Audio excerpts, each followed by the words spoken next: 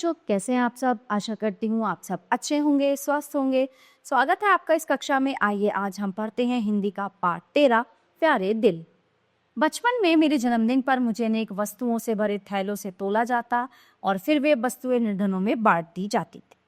बाद में नए नए कपड़ों से सजा धजा कर मुझे भेंट और तोहफे दिए जाते थे। फिर शाम को दावत दी जाती थी। उस दिन तो मानो उत्सव ही हो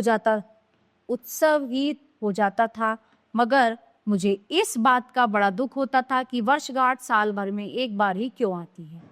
मैंने इस बात पर आंदोलन सा खड़ा करने का प्रयास किया।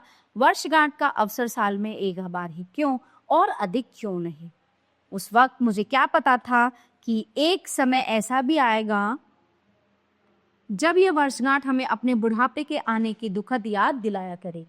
कभी कभी हम सब भर के लोग अपने किसी भाई, रिश्तेदार या किसी दोस्त की शादी की बारात में भी नाचा करते थे। उस माहौल में बड़ी धूम रहती थी।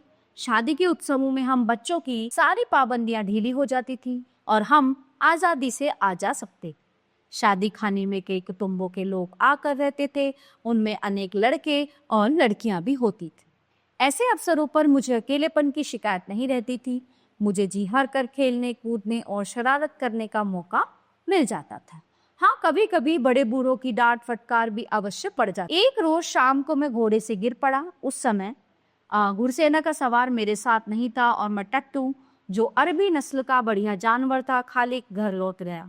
पिताजी टेनिस खेल रहे थे। काफी घबराहट और हलचल मच गई और वहां जितने भी लोग थे सबके सब जो भी सवारी साधन मिला उसे लेकर मेरी तलाश में दौड़ गए।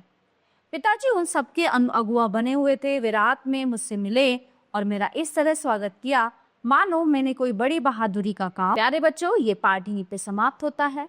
आशा करती हूँ आपको बहुत अच्छे से समझ आया होगा। मिलते हैं अगली कक्षा में। धन्यवाद।